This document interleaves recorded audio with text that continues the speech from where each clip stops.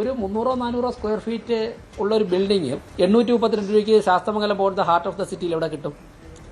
ഇന്നലെ meet the പ്രസ്സിൽ പങ്കെടുത്ത മാധ്യമപ്രവർത്തകർ ആരും കൊണ്ട് അറിയാം. ഞങ്ങൾ ഇന്നലെ പറഞ്ഞതിൽ പ്രധാനപ്പെട്ട പോയിന്റ് അതാണ്. ഇപ്പോൾ സിറ്റിയിൽ ഏറ്റവും കുറഞ്ഞൊരു സ്ക്വയർ ഫീറ്റിന് ഒരു 30 രൂപ മുതൽ 50-60 രൂപ വരെ സ്ക്വയർ ഫീറ്റിനുണ്ട്. 300 സ്ക്വയർ ഫീറ്റ് ഇൻറ്റു 50 രൂപ വെച്ചാണെങ്കിൽ മാസം എത്ര രൂപ വരും? എത്ര വരും? 300 സ്ക്വയർ ഫീറ്റ് 50 രൂപ വെച്ചാണെങ്കിൽ 15,000 രൂപ വരും. 15,000 രൂപ വരും. 15,000 രൂപ കിട്ടേണ്ട കോർപ്പറേഷന് കിട്ടേണ്ടതാണ് 832 രൂപ കൊടുത്തിരിക്കുന്നത്.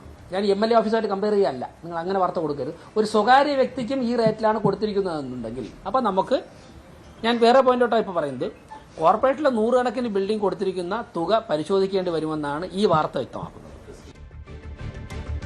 യെസ്, ഇതാണ് അതായത് വി രാജേഷിന്റെ ഒരു പ്രതികരണം. ഈ ഘട്ടത്തിൽ എനിക്ക് ഓർമ്മ വരുന്നത് സന്തോഷ് ജോർജ് കുളങ്ങര, മലയാളികൾക്ക് പ്രിയപ്പെട്ട ഒരു സഞ്ചാരിയാണ് സന്തോഷ് ജോർജ് കുളങ്ങര. അദ്ദേഹം ഏതാനും ദിവസങ്ങൾക്ക് മുമ്പ് നൽകിയ ഒരു പ്രതികരണം എന്നത് എന്തുകൊണ്ട് ജനപ്രതിനിധികൾ ജനങ്ങളോട് കാര്യങ്ങൾ തുറന്നു പറയുന്നില്ല, അതായത് എങ്ങനെയാണ് ഈ പ്രവർത്തനം നടക്കുന്നത്, ഓരോ പ്രവർത്തനത്തിനും എത്ര രൂപയാണ് ചെലവ് വരുന്നത്, ആ പണം കുറവാണോ കൂടുതലാണോ, എന്തെങ്കിലും ഒരു പദ്ധതി നടപ്പിലാക്കുന്നതിന് പണം കുറവുണ്ടെങ്കിൽ അത് ജനങ്ങളോട് തുറന്നു പറഞ്ഞാൽ എന്താണ് പ്രശ്നം? കാരണം ജനങ്ങളുടെ പണം മാത്രമാണ് ഈ പദ്ധതികൾക്ക് ഉപയോഗിക്കുന്നത്. ഒരു ജനപ്രതിനിധിയും അവരുടെ വീട്ടിൽ നിന്നോ അയാളുടെ സ്ഥാപനങ്ങളിൽ നിന്നോ ഒന്നും പണം കൊണ്ടുവന്നല്ല ഈ പദ്ധതികൾ നടപ്പിലാക്കുന്നത്, ജനങ്ങളുടെ പണമാണ് ഉപയോഗിക്കുന്നത്. അപ്പോൾ അത്തരത്തിൽ എങ്ങനെയാണ് ഈ പണം വിനിയോഗിക്കുന്നത്, എന്തിനാണ് വിനിയോഗിക്കുന്നത്, അതിലെന്ത് കുറവും കൂടുതലുമാണ് ഉള്ളത് എന്നതൊക്കെ ജനങ്ങളോട് നേരിട്ട് തുറന്നു പറയുന്ന ജനപ്രതിനിധികൾ ഉണ്ടാകുമ്പോൾ അതിന് കൂടുതൽ സ്വീകാര്യത ലഭിക്കുമെന്നാണ് പറയുന്നത്. ഇവിടെ ഇതാ വി രാജേഷ് ഉന്നയിക്കുന്ന ഒരു ആരോപണം എന്നത് ഈ കോർപ്പറേഷൻ്റെ കെട്ടിടങ്ങൾ കാലങ്ങളായി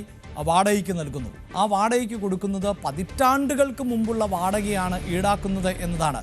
എന്തായാലും ഇവിടെ നമുക്ക് വായിച്ചെടുക്കേണ്ടത് ഈ ചില മാധ്യമങ്ങളെങ്കിലും ആർ ശ്രീലേഖയുടെ ഭാഗത്ത് നിന്നുണ്ടായത് ഔചിത്യമില്ലാത്ത ഒരു നടപടിയാണ്, അതൊരു എടുത്തുചാട്ടമായി പോയി, അഹങ്കാരമായി പോയി എന്നൊക്കെ റിപ്പോർട്ട് ചെയ്യുന്നുണ്ട്. പക്ഷേ വി രാജേഷിൻ്റെ വാക്കുകളിൽ അദ്ദേഹം ചുമതലയേറ്റ ഘട്ടം മുതൽ വ്യക്തമാണ്, നികുതി കുടിശ്ശികകൾ ഈടാക്കും, ഇത്തരം കാര്യങ്ങൾ പരിശോധിക്കുമെന്ന് അദ്ദേഹം പറഞ്ഞു വെക്കുന്ന ഒരു സാഹചര്യമുണ്ട്. എന്തായാലും തുടർ നീക്കങ്ങൾ എന്ത് എന്നതാണ് നമുക്ക് പരിശോധിക്കേണ്ടത്. ഇപ്പോൾ സാരംഗാണ് നമ്മളോടൊപ്പം ചേരുന്നത്. സാരംഗ്, ഈ വിഷയത്തിൽ രാഷ്ട്രീയമായ ആരോപണ പ്രത്യാരോപണങ്ങളുണ്ട്. ഇത് BJPയുടെ ഒരു തനത് രാഷ്ട്രീയ ശൈലിയാണ്. അധികാരം കിട്ടിയാൽ ഉടനെ മറ്റ് രാഷ്ട്രീയ പാർട്ടികളെ കടന്നാക്രമിക്കുക എന്നൊരു രീതി എന്ന നിലയിലൊക്കെ പറയുന്നുണ്ട്. പക്ഷേ എനിക്ക് തോന്നുന്നു ഇപ്പോൾ ശബരിനാഥിൻ്റെ പ്രതികരണമടക്കമൊക്കെ വരുമ്പോൾ ശബരിനാഥ് പറയുന്നത് എന്തിനാണ് ഇങ്ങനെ പ്രവർത്തിക്കുന്നത്, MLAയുടെ മുറിയിൽ ഇപ്പോൾ ആരാണ്, MLAയ്ക്ക് മുറികൾ അനുവദിക്കുന്നുണ്ടല്ലോ തിരുവനന്തപുരത്ത്, അവിടേക്ക് ആരാണ് താമസിക്കുന്നത് എന്ന ചോദ്യമൊക്കെ ചോദിക്കുന്ന സാഹചര്യമുണ്ട്. അപ്പോൾ മറ്റൊരു ചർച്ചയ്ക്ക് ഇത് തുടക്കം കുറിക്കുന്ന പശ്ചാത്തലമുണ്ടോ? അതായത് കേരളത്തിലെ തദ്ദേശ സ്ഥാപനങ്ങളുടെ ഒരു സ്ഥാപക ജംഗമ വസ്തുക്കൾ എങ്ങനെയാണ് വിനിയോഗിക്കപ്പെടുന്നത് എന്നത് സംബന്ധിച്ച്.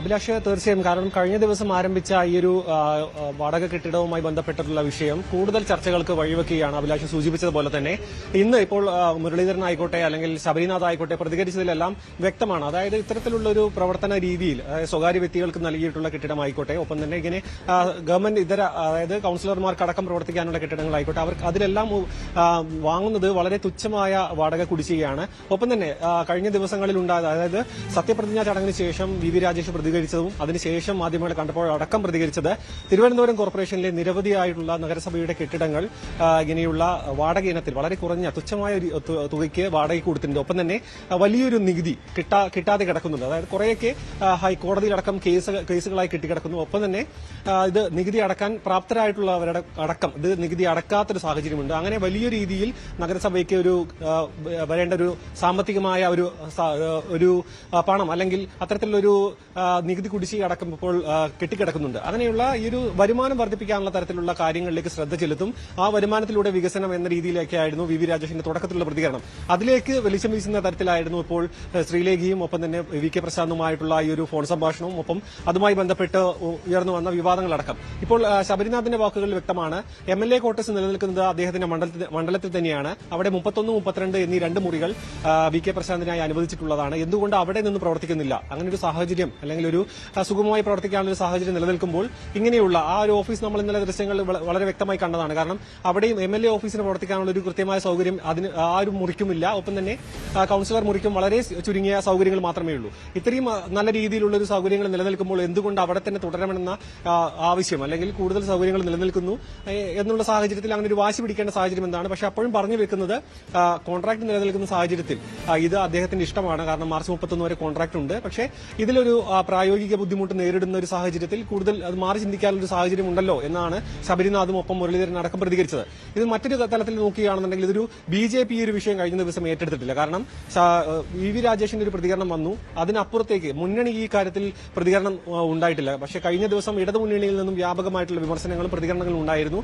ഇതൊരു ഭരണം കിട്ടിയതിന്റെ ഒരു ദാർഷ്ട്യമാണെന്നടക്കമുള്ള രീതിയിലുള്ള പ്രതികരണങ്ങൾ ഉണ്ടായിരുന്നു. പക്ഷേ BJP മുന്നണി ഇതിൽ ശ്രീലേഖയെ പിന്തുണച്ചോ അല്ലെങ്കിൽ ഇതൊരു വിശദീകരണം നൽകിയോ ഒന്നും തന്നെ പിന്തുണച്ചില്ല. കാരണം അത് ഒരു രാഷ്ട്രീയ വിവാദമായി മാറ്റേണ്ട എന്നൊരു തീരുമാനത്തിന്റെ ഭാഗമായിട്ടാണെന്നാണ് ഇപ്പോൾ മനസ്സിലാക്കുന്നത്. കാരണം അധികാരത്തിലേറി ദിവസങ്ങൾ, അതായത് കഴിഞ്ഞ ദിവസം ഒരു ദിവസം ആകുമ്പോഴായിരുന്നു ഈ ഒരു വിവാദം ഉടലെടുത്തത്. അതിനുശേഷം ഇപ്പോൾ അത് ആളിക്കത്തിക്കേണ്ട ഒരു സാഹചര്യം ഇല്ല. മാത്രമല്ല വട്ടിയൂർക്കാവിൽ ഒരു സ്ഥാനാർത്ഥിയായി കണക്കാക്കപ്പെടുന്ന വ്യക്തിയാണ് ആർ ശ്രീലേഖ എന്ന് പറയുന്നത്. അതുകൊണ്ട് തന്നെ അനാവശ്യമായ വിവാദങ്ങൾക്ക് തിരികൊളുത്തണ്ട എന്ന തരത്തിലുള്ള ഒരു തീരുമാനത്തിന്റെ പുറത്താണ് ഇപ്പോൾ BJP മുന്നണി ഇതിൽ പ്രതികരിക്കാതെ മാറി നിൽക്കുന്നത്. പക്ഷേ ഈ ഒരു വിഷയം ഇത്തരത്തിലുള്ള സ്വകാര്യ വ്യക്തികൾക്കടക്കം വാടക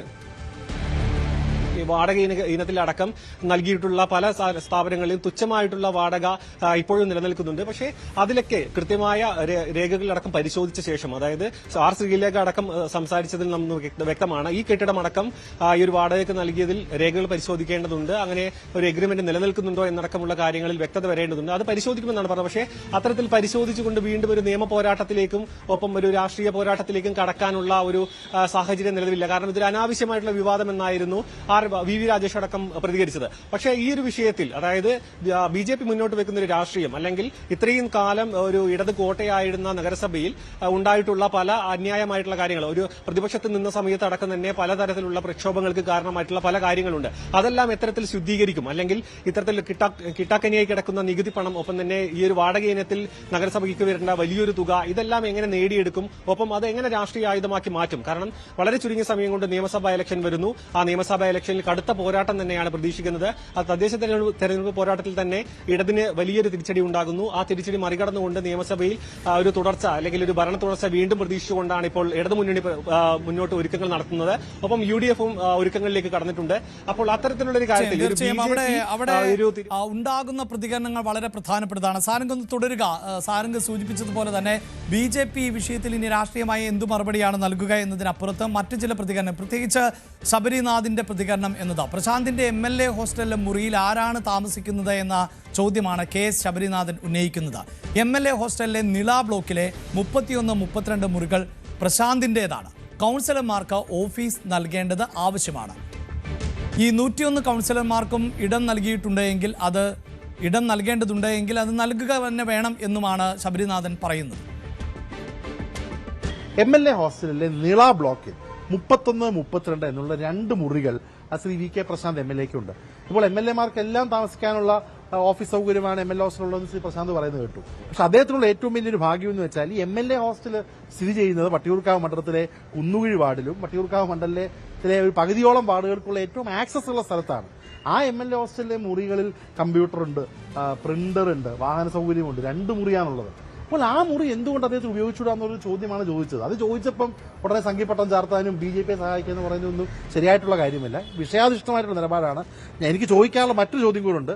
ഈ 31, 32 നമ്പർ നിളയിലെ മുറികളിൽ വേറെ ആരെങ്കിലും താമസിക്കുന്നുണ്ടോ? MLA അങ്ങോട്ട് പോകാറുണ്ടോ? അത് വേറെ ഏതെങ്കിലും സ്റ്റാഫോ ആൾക്കാരോ ഒക്കെയാണോ താമസിക്കുന്നത്? അത് നികുതി പണമല്ലേ?